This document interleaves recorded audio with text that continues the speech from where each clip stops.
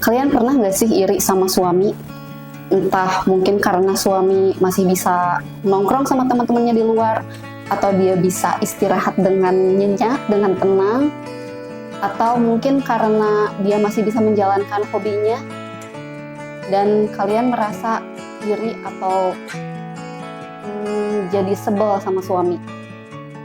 Dan kira-kira kenapa sih hal itu bisa terjadi? Lalu bagaimana kita sebagai ibu rumah tangga bisa menanggulangi hal tersebut?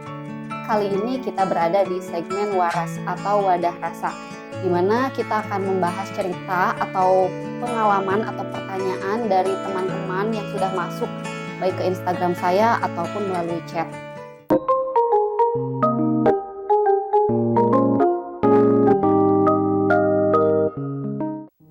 Mbak, adakah di sini yang pernah merasa iri sama suami?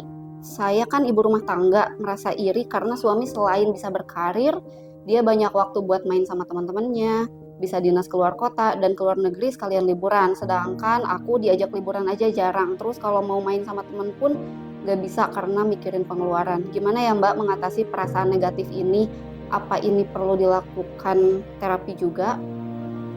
Oke, tentang iri sama suami.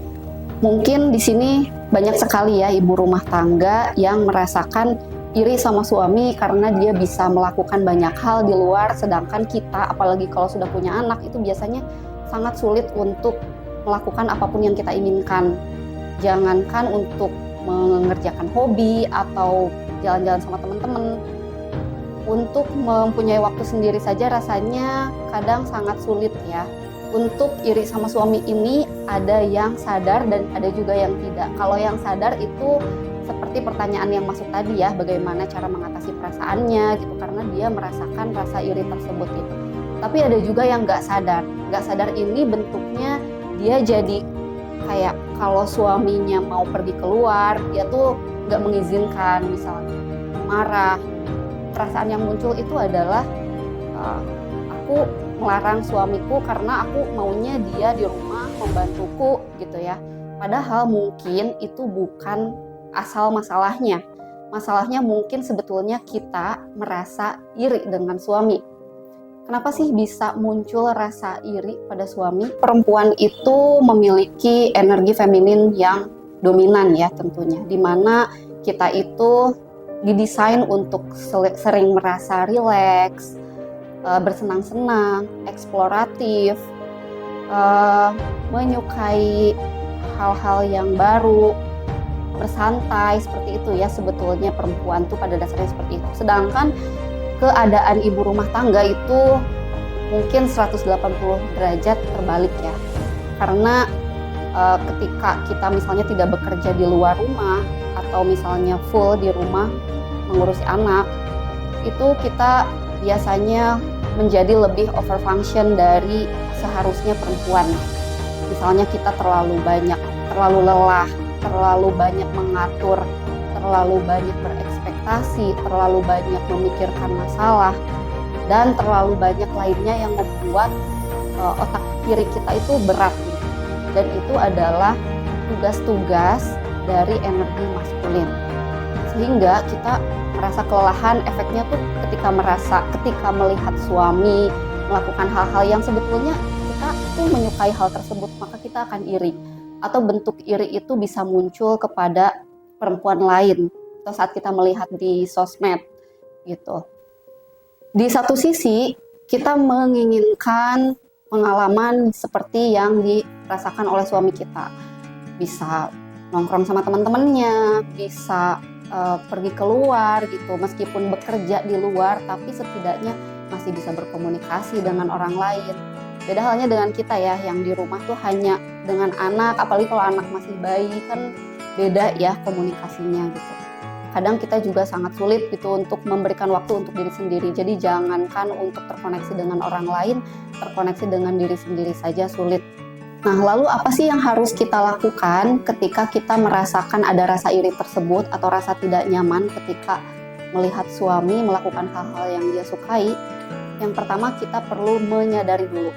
Menyadari apa sih kebutuhan kita sebenarnya. Apakah betul kita tuh merasa iri kepada suami karena apa yang dia lakukan, atau sebetulnya ada kebutuhan lain yang tidak terpenuhi. Yang kedua, kita harus tahu betul apa sih yang sebenarnya kita perlukan.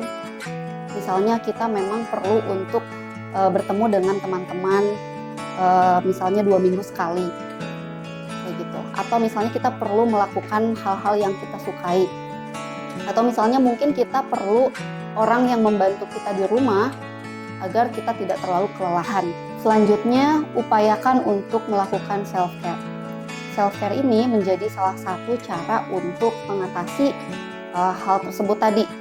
Self-care ini tidak melulu soal nyalon, tidak melulu soal merawat tubuh saja, tapi self-care ini berbentuk keseluruhan ya, secara keseluruhan apa yang kita butuhkan. Kayak tadi misalnya kita terlalu lelah mengerjakan pekerjaan rumah, mungkin kita perlu untuk menyisihkan waktu selama 15 menit dalam sehari untuk entah untuk mandi dengan tenang, atau misalnya melakukan hal yang kita sukai, membaca buku. Itu adalah bentuk self-care. Bagi teman-teman yang masih kebingungan untuk cara merencanakan self-care, teman-teman bisa masuk ke bio di Instagram saya, di situ ada self-care plan dan bisa di-download gratis. Setelah kita melakukan step yang ketiga tadi, kita perlu menyadari apakah ada mental block yang membuat kita atau menghambat kita untuk melakukan hal-hal yang sebetulnya kita butuhkan. Ketika kita sudah menyadari, ada mental block tersebut atau ada pikiran-pikiran tersebut yang membuat kita merasa tidak layak, maka yang perlu kita lakukan adalah mengubah atau memprogram ulang apa yang ada di pikiran kita tersebut. Caranya, teman-teman bisa membiasakan untuk memberikan afirmasi positif setiap malam sebelum tidur atau setelah bangun tidur. Jadi di mana kondisi gelombang otak kita sedang ada di alfa setidaknya, maka sugesti akan lebih mudah masuk. Misalnya seperti aku layak bahagia, aku layak mendapatkan apa yang aku inginkan, aku layak merasakan rileks, santai, happy, dan aku bisa menjadi ibu yang memberikan kebahagiaan bagi keluarga.